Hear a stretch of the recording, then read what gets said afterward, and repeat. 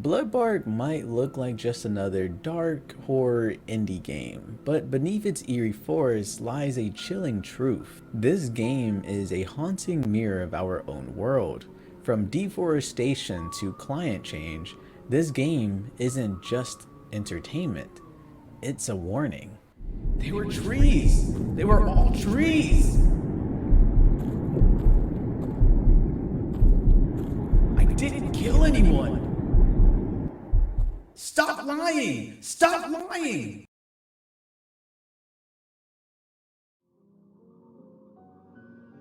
You play as an unnamed protagonist who is low on money and is desperate for work.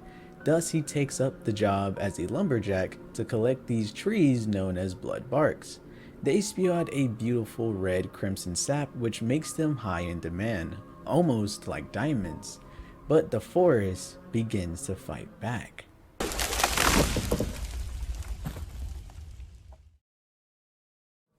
Released in 2025, like 20 days ago, Bloodbark is a short indie horror game developed by Sir Tartarus. I hope I'm saying your name right.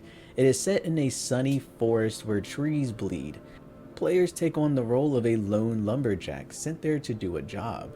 As you traverse the forest, you encounter lifelike creatures and unravel a story of environmental decay and natural selection retribution.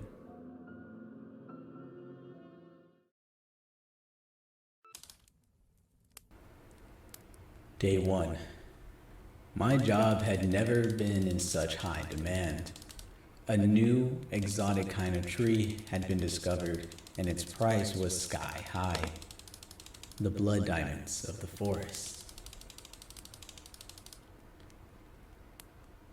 The game begins off on day 1. Our main character goes and greets the forest. It's nice and sunny, and when walking through the path, we come across a tree like no other. A tall white tree that seems to stretch to the heavens, but our man chops it down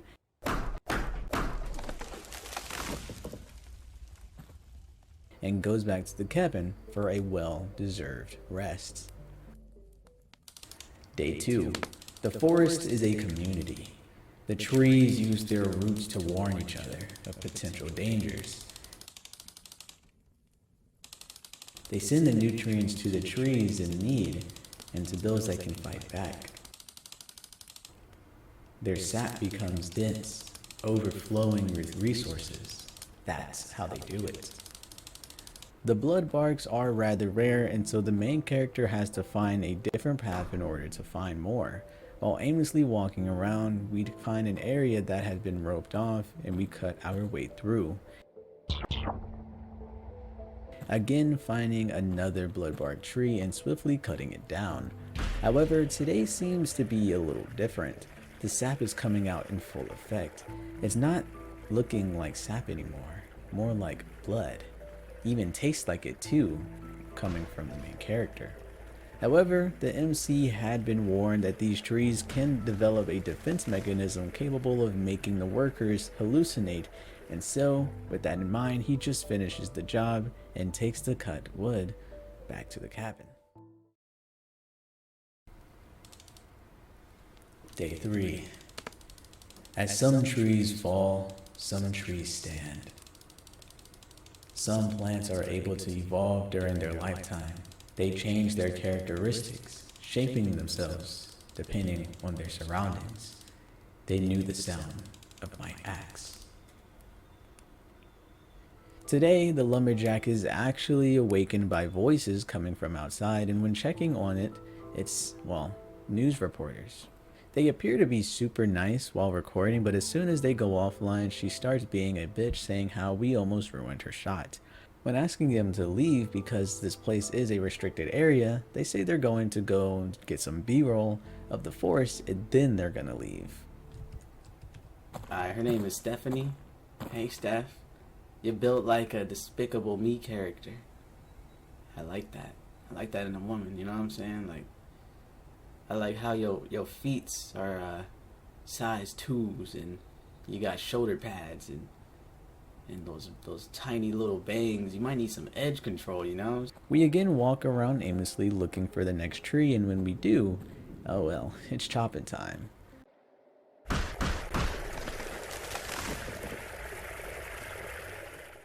This time, however, the main character mentions how tired he is, that maybe taking this job wasn't such a good idea, that he just needs some rest, but the trees, they're getting to him.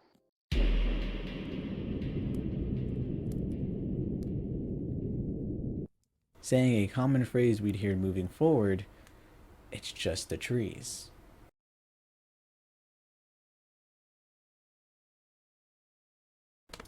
Day 4. It is almost uncanny the way they accept death, the way they fall without resistance. The forest used their bodies as a warning, a sign that I should stop. The next day we go back to work. However, this time I find a cat.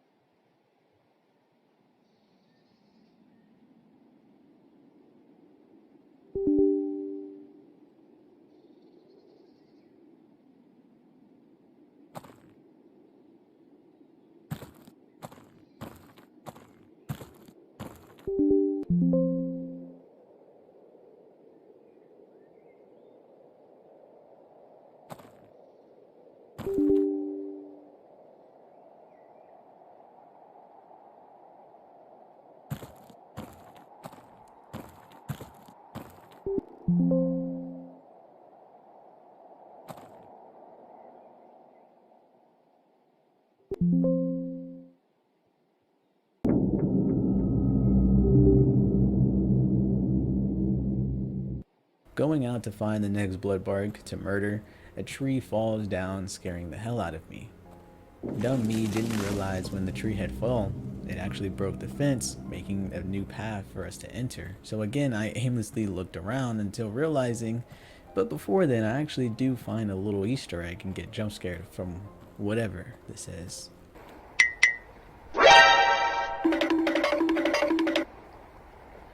Are you serious right now, bro? Why'd that scare me? That got my nipples hard.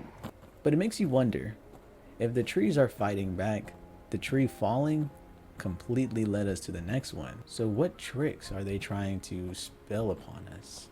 Getting to our next Bloodbark, its effects are on full display now.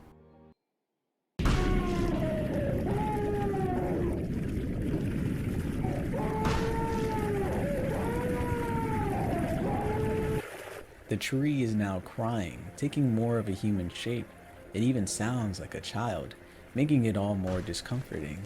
The main character again says that this just has to be the trees and he needs to just get the job done, continuing to chop it down. Night falls once again, and when we head back to the cabin and drop off the wood, I was thinking we were going to get another nasty jump scare, but nothing ever came, and our main character goes off to bed. Day 5. Their sense of cooperation is immaculate. 1,000 brains in unison.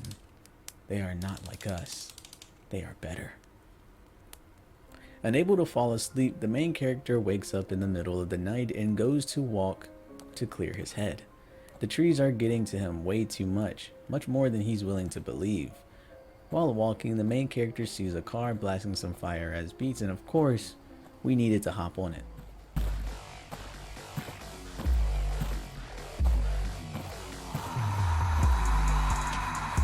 Okay, my name is Avery Clark, and I'm really about to start, and I'm really about to play some darts. I got an axe in my hand, and I'm not axing your hands, and I'm not gonna axe again, bitch ass nigga. Can you wake up in the morning, nigga? Get out the fucking car!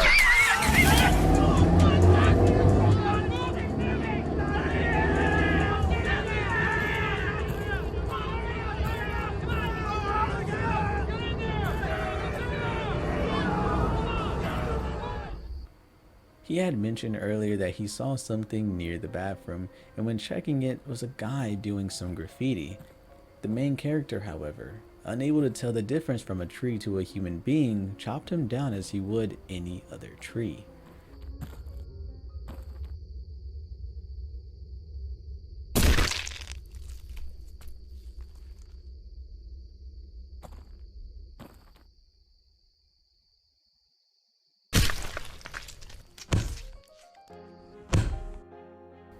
He would take the tree back to the cabin, mentioning just how real it all felt, then goes off to bed. Day 6. Red upon red. To my eyes, it's just bodies piling up. How was I supposed to tell the difference? The next day, he would wake up and immediately starts tweaking.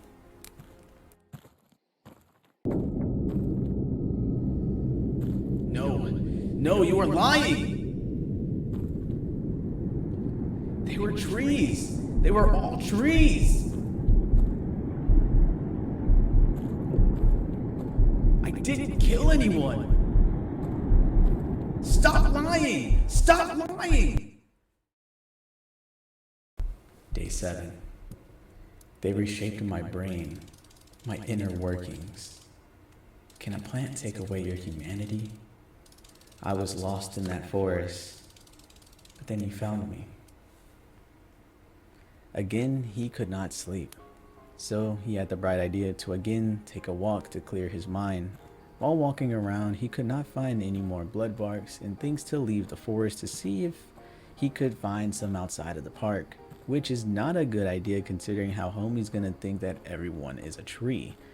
Before then, however, I went back to the scene of the crime, and of course, the blood, the graffiti, being half finished, it was all there, all the proof. The proof of what he did was not the trees. And yet, the main character again says, it's just the trees. He would leave the forest in a delusional frenzy. The park is empty. Only the trees are watching. Are people really scared of them? Are they scared of me? No, shut up! Shut up! Get out of my head!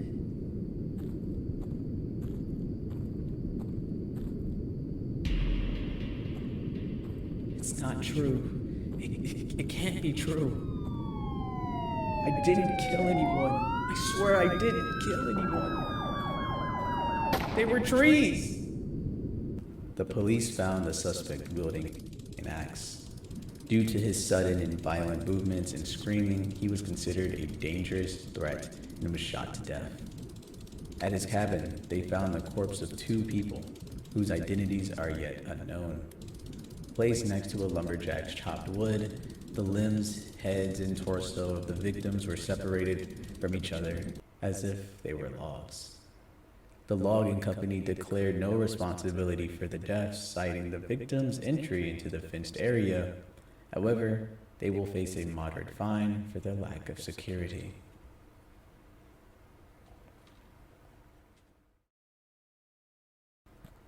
Now for the second ending, which is pretty quick, but shows us a bit more details of our lumberjack friend here. In order to get the second ending, it starts off on day 2 when the reporter and Craig makes their appearance. Within the forest, you can find their van and slash their tires with the axe, which is very malicious of him. Craig and the reporter split as she goes to find reception so she can call Matilda for help, but while alone, she is very nasty to the main character, and you can choose to either kill her or let her be.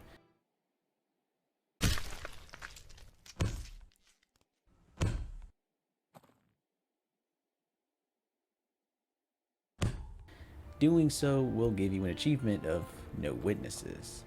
On day 5, when the MC is carrying the dead body, Craig films it from afar and runs for miles to find a police officer to show the footage. Craig, the journalist, ran away from the park.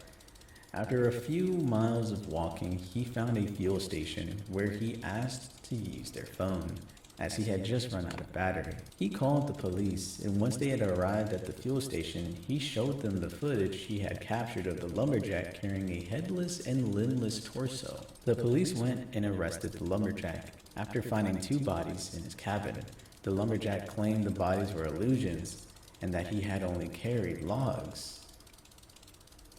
When asked about Matilda, however, the lumberjack remained silent. He will be sentenced to life in prison.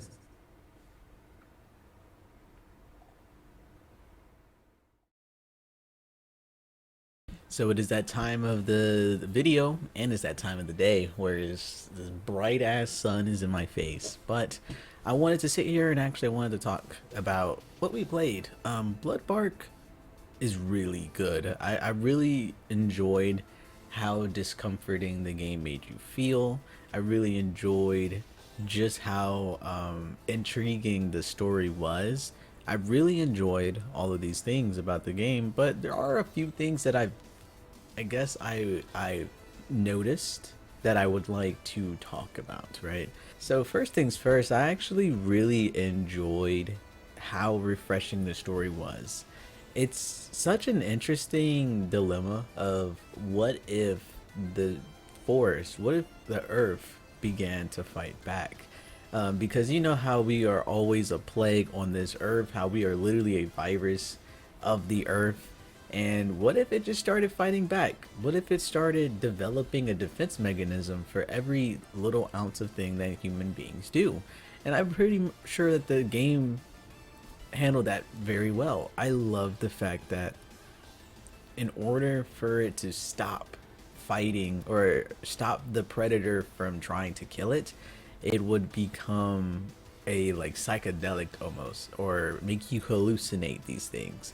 I thought that was a super cool thing, but something that I guess realized some parts in the game is we get a lot of small details about the lumberjack.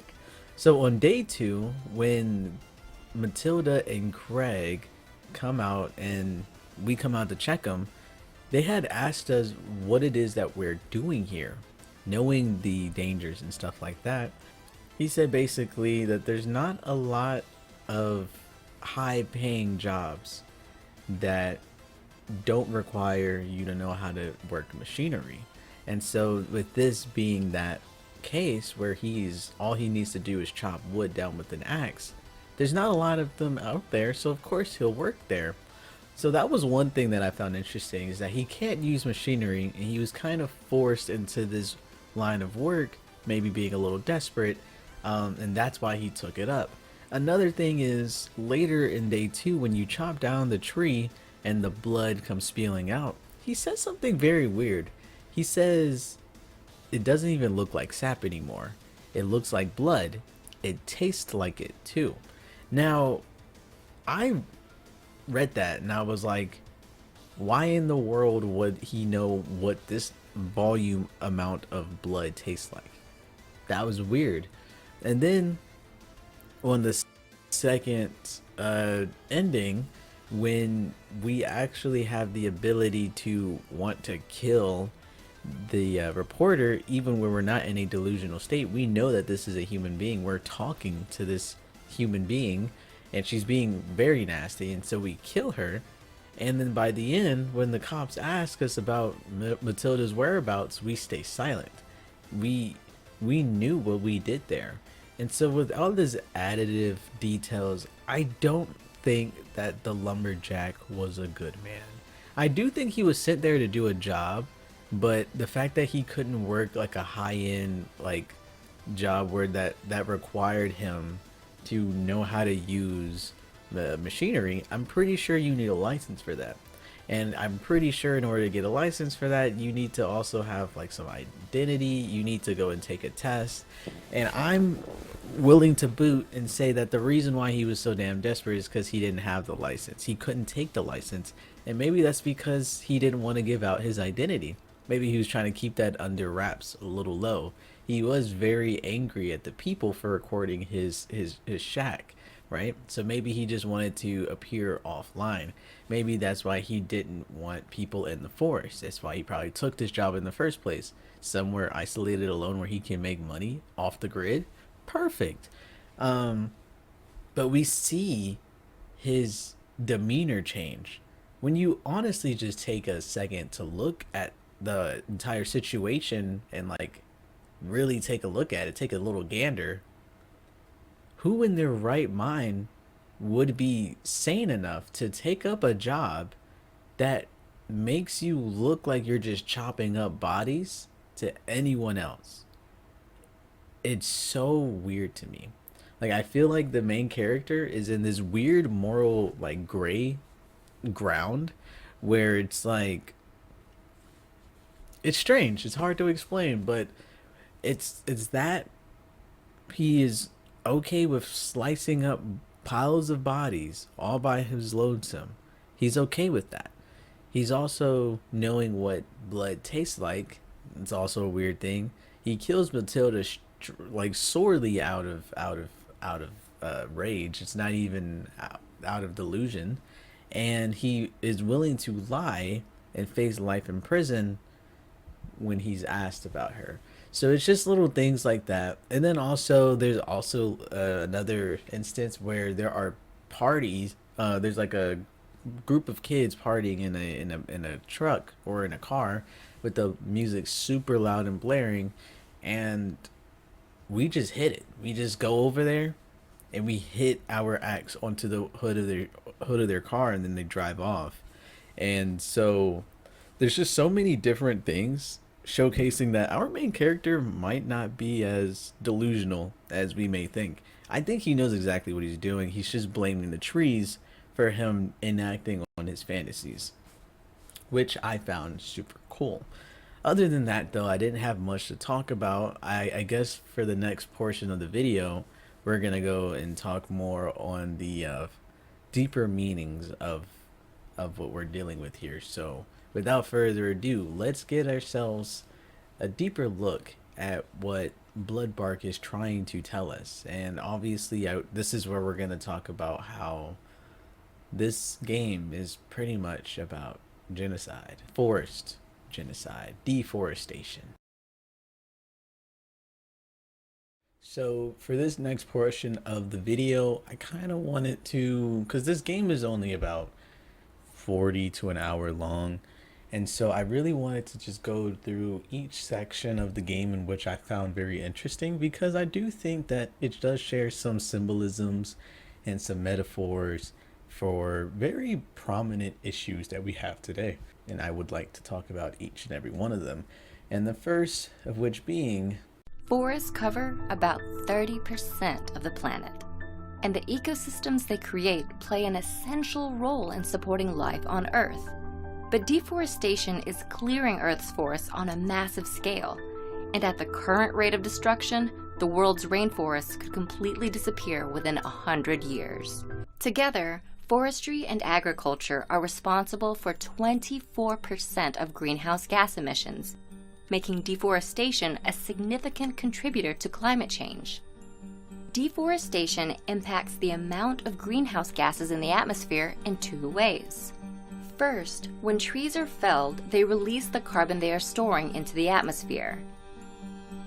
Second, trees play a critical role in absorbing the greenhouse gases that fuel global warming.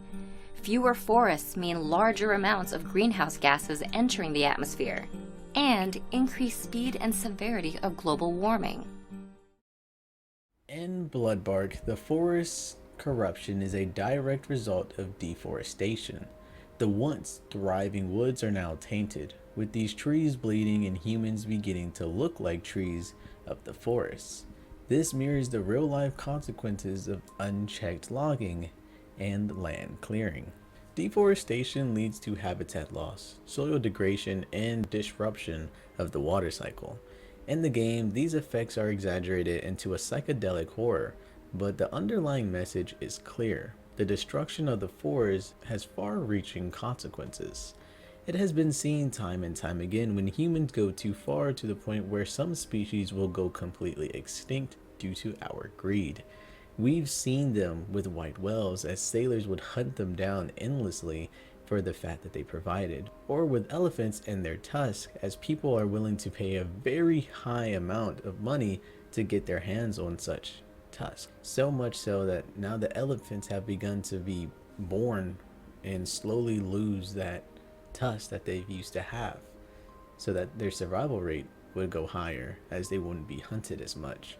Humans truly are a natural calamity to ecosystems all over the world. And now in Bloodbark, we see the same thing happening. Trees having to protect themselves by spreading a hallucinogen type of sap to their predator, us humans, to stop chopping them down and to chop someone else. And to go even further into that point, the things that it makes the main character see is truly saddening.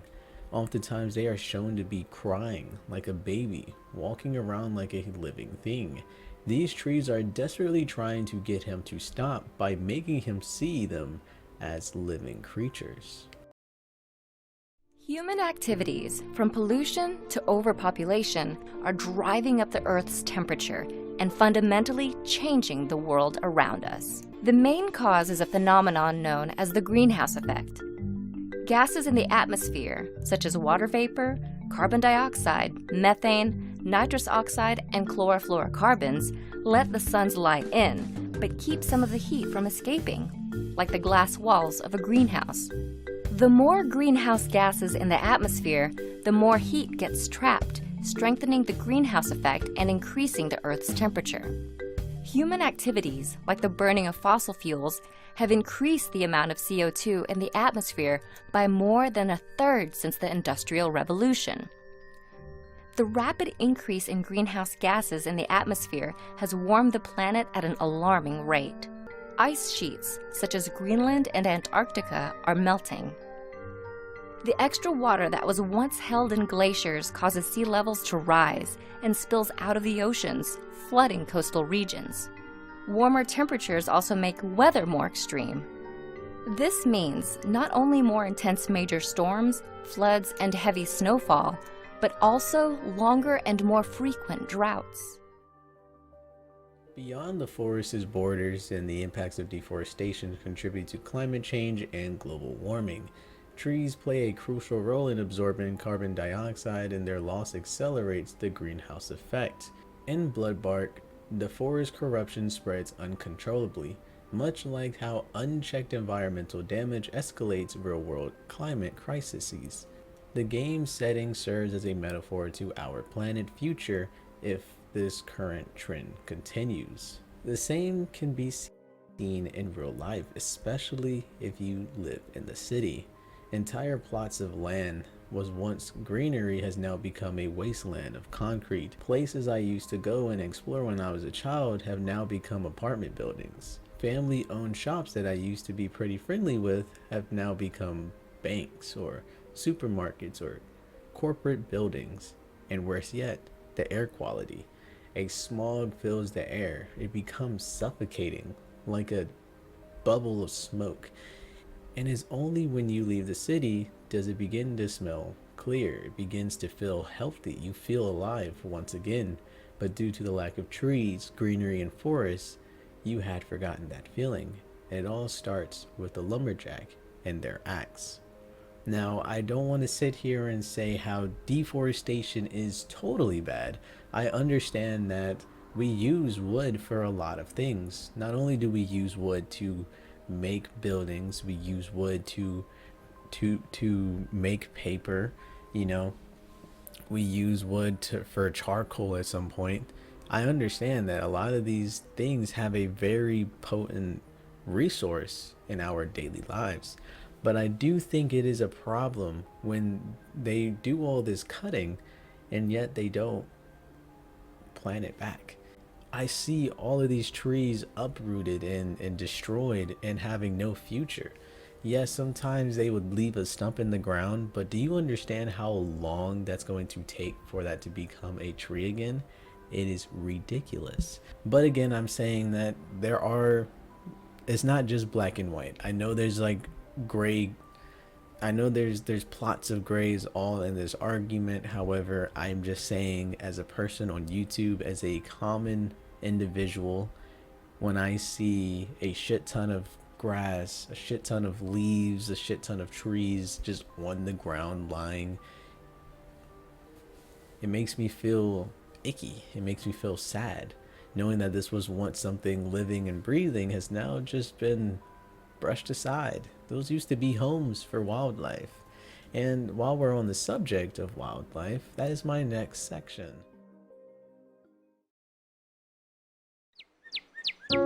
Tree cover is an essential part of what makes Earth a healthy and prosperous home for people and wildlife. But the global stock has fallen and continues to fall. dramatically.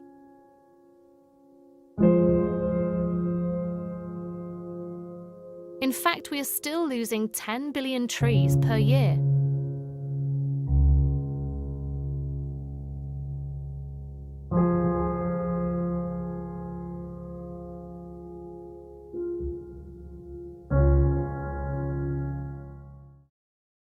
In the decaying forests of Bloodbark, wildlife is not just endangered, they're gone. This symbolizes the real-world plight of species pushed to the brink of extinction due to the inhabitants being destroyed. From the Amazon rainforest to the Australian bush, deforestation leads to the loss of biodiversity. Species that once thrived are now facing extinction. In Bloodbark, this is depicted through the forest's lack of inhabitants. Not once during the game do you see a bird, a squirrel, a moose, a deer, literally anything. That's because of all the chopping that is being done there. Listen, I live in America, I live in the state of Georgia, and here, roadkill is especially bad, especially on the busy interstates and highways. Possums, deer, beavers, squirrels, armadillos, all types of mammals litter the roads because of what they are doing. Not only are we taking their homes and destroying the biodiversity, but we're also throwing them into a pool full of sharks. They leave to find a new home because their previous one had been chopped down, only to find that some stone building has been placed in the forest they once knew, and now 80-mile-per-hour cars constantly blocking them from finding their new home. And then boom, they get hit, they're dead. We don't even stop moving. Hell, most of the times we don't even notice. And when we do notice, it's just a small inconvenience. This is a serious problem, and it all starts with deforestation. Now, I'm just some guy from YouTube, but is there not a better way to clear out an area before chopping it down? There has to be a way to migrate the inhabitants safely so we don't cruelly take their homes away. I'm not sure what the solution could be, but I sure as hell know where the problem starts, and it starts at deforestation.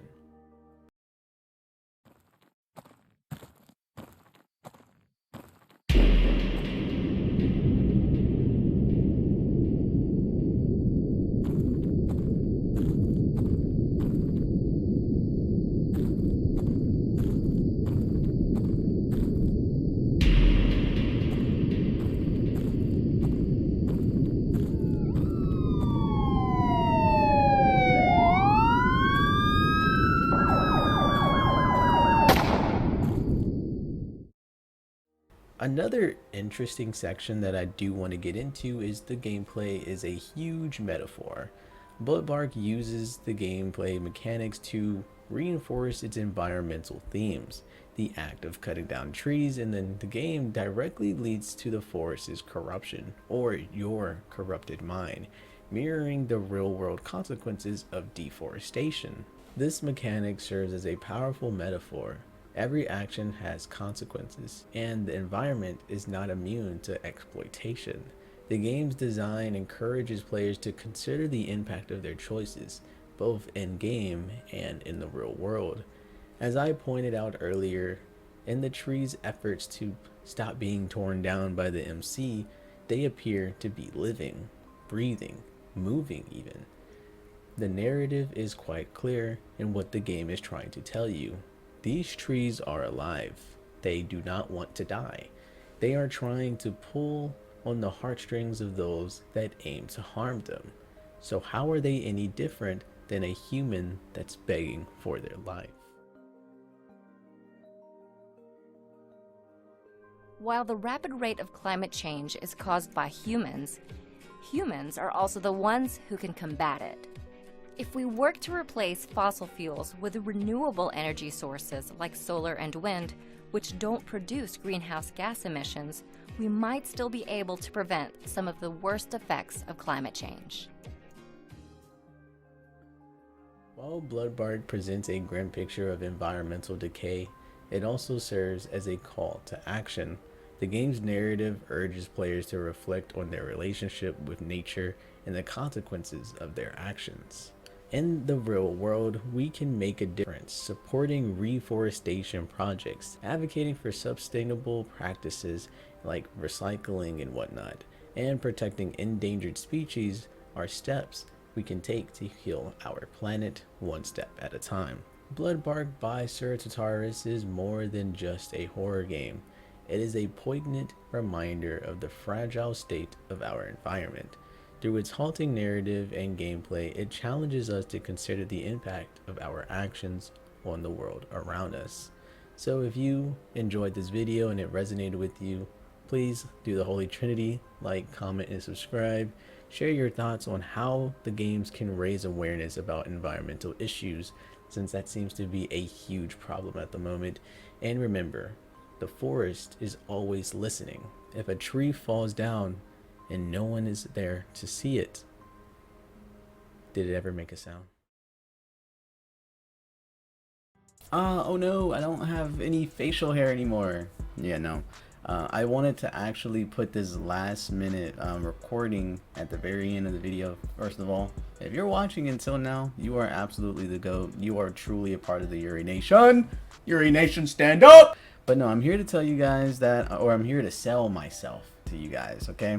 So, quick reminder, if you guys have already subscribed and you're wanting more content, you're all caught up on all my videos somehow, then let me direct you to the membership side. So I don't usually plug my membership side in because I feel like if you're gonna support, then you're gonna support, but let me at least tell you what you're gonna get out of it, right?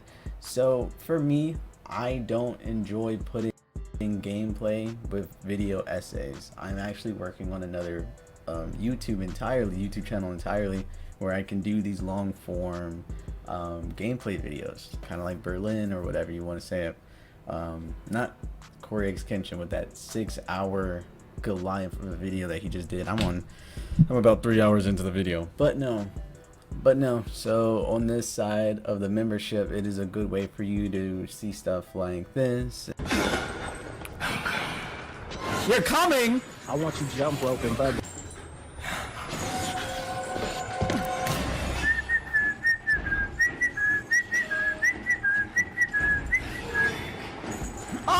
I pretty much just post gameplay videos, highly edited. Some of the videos are old, but I've gone and archived them, so you're actually seeing archived work.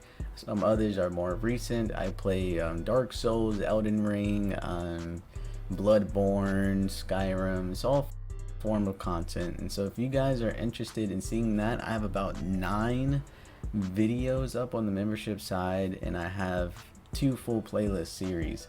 And I'm actually about to have the finale of one, and then I'm going to introduce another video where I beat I beat Dark Souls 3 with only a bow, and then I beat Dark Souls 3 again with only magic tools. So stay tuned to that if you guys want to watch it. It's only about $1 a month if that's what you're feeling, $3 a month if you're feeling spicy. But I'll see you guys on the next one. Thank you for watching. Bye bye, and I'll see you soon.